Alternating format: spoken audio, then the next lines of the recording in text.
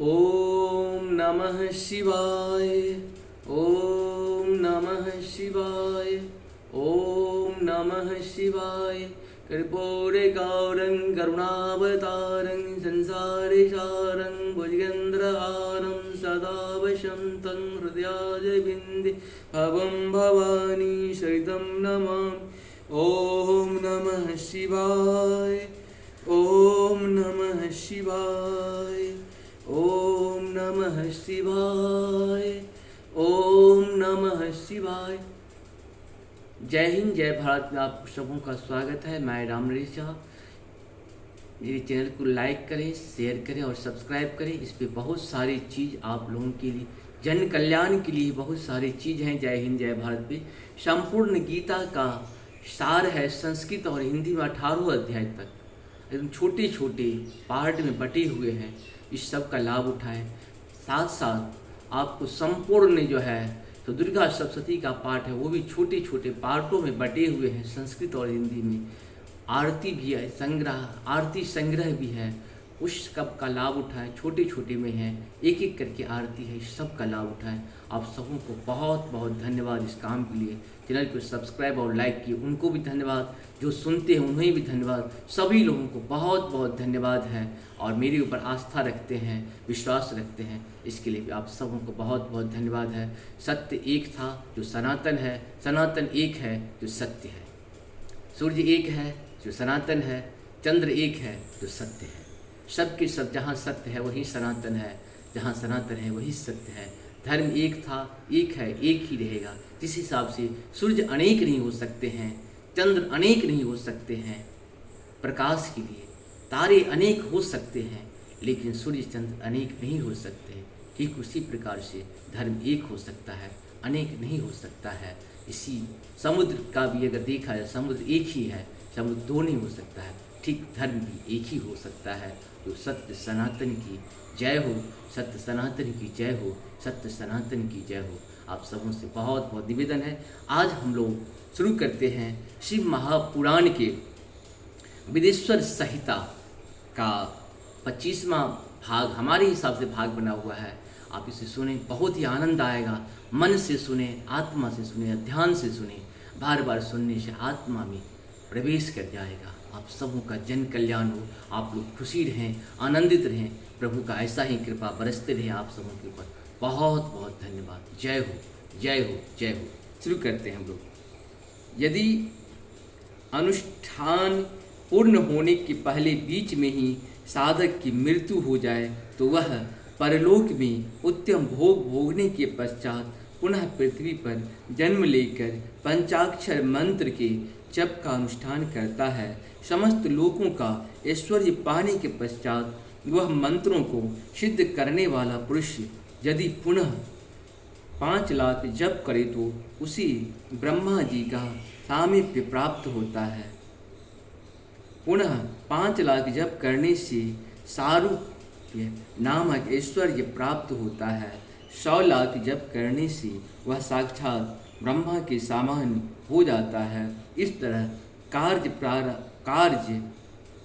ब्रह्म हिरण्यगर्भ का सामुच्य प्राप्त करके वह उस ब्रह्मा का प्रलय होने तक उस लोक में यथेष्ट भोग भोगता है। फिर दूसरे कल्प का आरंभ होने पर वह ब्रह्मा जी का पुत्र होता है। उस समय फिर तपस्या करके दिव्य तेज से प्रकाशित हो उस क्रमशः मुक्त हो जाता है। पृथ्वी आदि कार्य स्वरूप भूतों द्वारा पाताल से लेकर सत्यलोक पर्यंत ब्रह्मा जी के 14 लोक क्रमशः निर्मित हुए हैं। सत्यलोक से ऊपर क्षमा लोक तक जो 14 भुवन हैं वे भगवान विष्णु के लोक हैं। क्षमा लोक से ऊपर शुचि लोक पर्यंत 28 भुवन स्थित हैं। शुचि लोक के अंतर्गत कैलाश में प्राणियों का संहार करने वाले रुद्रदेव विराजमान हैं। शुचि लोक से ऊपर अहिसालोक पर्यंत 56 भुवनों की स्थिति है। अहिंसा लोक का आश्रय लेकर जो ज्ञान कैलाश नामक नगर शोभा पाता है, उसमें कार्यभूत महेश्वर सबको सदृश करके रहते हैं। अहिंसा लोक के अंत में काल चक्र की स्थिति है। यहाँ तक महेश्वर की विराट स्वरूप का वर्णन किया गया है, वहीं तक लोकों का निरोधान अथवा लय होता है। उससे नीचे कर्मों का भोग है और उससे ऊपर ज्ञान का भोग है। उसके नीचे कर्म माया है और उसके ऊपर ज्ञान माया। अब मैं कर्म माया और ज्ञान माया का तात्पर्य बता रहा हूँ। माँ का अर्थ है लक्ष्मी, उससे कर्मयोग यात प्राप्त होता है, इसीलिए वह माया अथवा कर्म माया कहलाती है। इसी तरह माँ अथवा लक्ष्मी से ज्ञान भोग यात अर्थात प्राप्त होता है, इसीलिए उसे माया या ज्ञान माया कहा गया है। उपर्युक्त सीमा से नीचे नश्वर भोग है और ऊपर नित्य भोग। उससे नीचे ही तिरोधान अथवा लय है, ऊपर नहीं। वहाँ से नीचे ही कर्ममय पाशों द्वारा बंधन होता है, ऊपर बंधन का सदा अभाव है। उससे नीचे की जीव सकाम कर्मों का अनुसरण करते हुए विभिन्न लोकों और योनियों में चक्कर काटते हैं। उससे ऊपर के लोकों में निष्काम कर्म का ही भोग बताया गया है। बिंदु पूजा में तत्पर रहने वाले उपासक वहाँ से नीचे के लोक में ही घूमते हैं। उसके ऊपर तो निष्काम भाव से शिवलिंग की पूजा करने वाले उपासक ही जाते हैं। जो एकमात्र शिव की उपासना में तत्पर हैं, वे उससे ऊपर के लोकों में जाते हैं। वहाँ से नीचे जीव कोटि है और ऊपर ईश्वर कोटि। नीचे संसार जीव रहते हैं और ऊपर मुक्त पुरुष। नीचे कर्म लोक हैं और ऊपर ज्ञान लोक। ऊपर मद और अहंकार का नाश करने वाला नम्रता है, वहाँ जन्म जनित निरोधान नहीं है। उसका निवारण किए बिना वहाँ किसी का प्रवेश संभव नहीं है। इस प्रकार तिरोधान का निवारण करने से वहाँ ज्ञान शब्द का अर्थ ही प्रकाशित होता है। आदि भौतिक पूजा करने वाले लोग उससे नीचे के लोक में ही चक्कर काटते हैं। जो आध्यात्मिक उपासना करने वाले हैं, वे ही उससे ऊपर को जाते हैं। जो सत्य अहिंसा आदि धर्मों से युक्त हुए काल चक्र को पार कर जाते हैं। काल चक्रेश्वर की सीमा तक जो विराट महेश्वर लोक बताया गया है, उससे ऊपर वृषभ के आकार में धर्म की स्थिति है। वह ब्रह्मचर्य का मूर्तिमान रूप है। उसकी सत्य, शौच, अहिंसा और दया ये 4 पाद हैं। वह साक्षात शिवलोक के द्वार पर खड़ा है। क्षमा उसकी सिंह है, सम कान है। वह वेद ध्वनि रूपी शब्दों से विभूषित हैं। आस्तिकता उसके दोनों नेत्र हैं। विश्वास ही उसकी श्रेष्ठ बुद्धि एवं मन है। क्रिया आदि धर्म रूपी जो विषभ है, वे कारण आदि में स्थिति हैं, ऐसा जानना चाहिए। इस क्रिया रूप विषभाकार धर्म पर कालातीत शिव आरूढ़ होते हैं।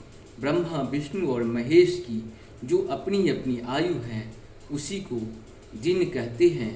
और जहाँ धर्म रूपी वृषभ की स्थिति है, उसके ऊपर न दिन है न रात।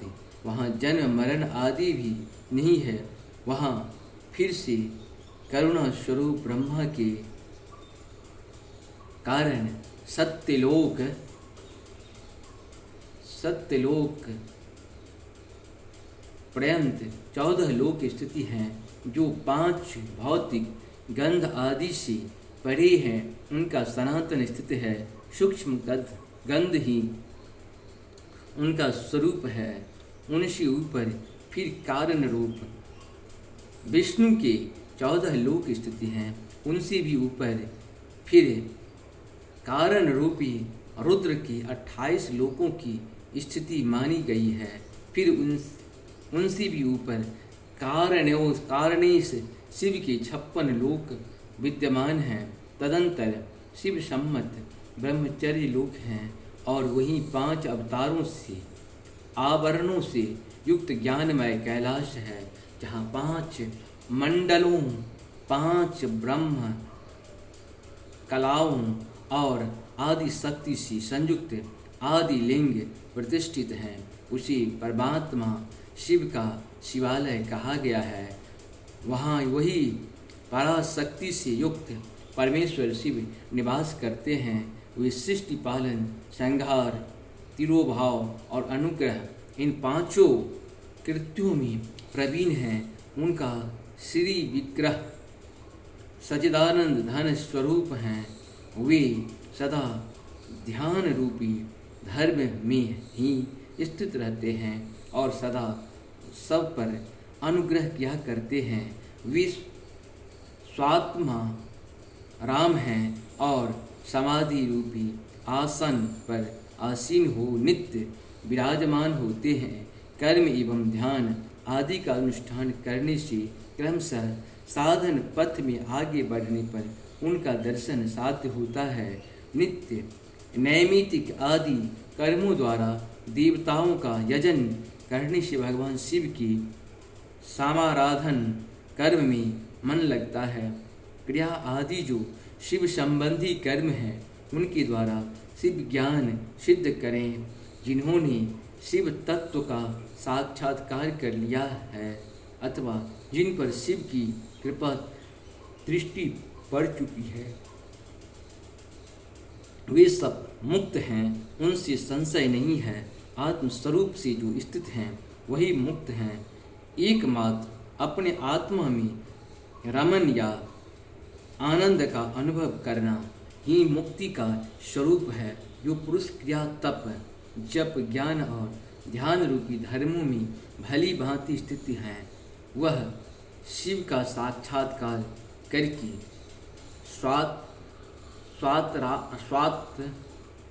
स्वात्मा रामत्व रूपी मोक्ष को ही प्राप्त कर लेता है।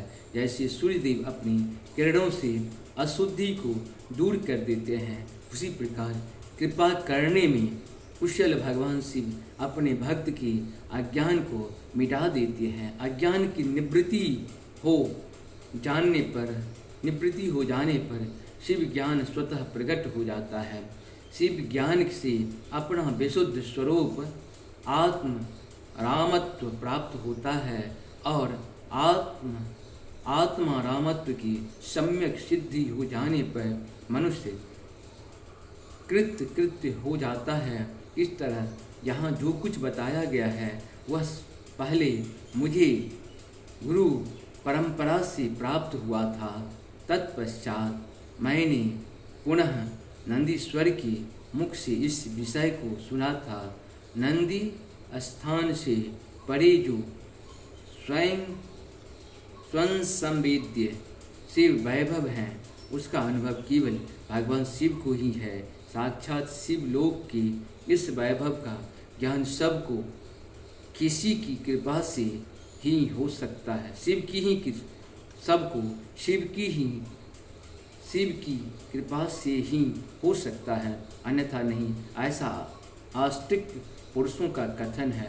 इस प्रकार से हम लोग इसको पूर्ण किए। आप सबों को बहुत बहुत धन्यवाद। लाइक करें, शेयर करें और संसार की दुर्गति को नष्ट करें, अपनी आत्मिक शक्ति को बढ़ाएं, प्रभु का चरण का ध्यान करें, उनके कर्म का ध्यान करें। आप सबको बहुत बहुत धन्यवाद। नमस्कार। जय हो, जय हो, जय हो।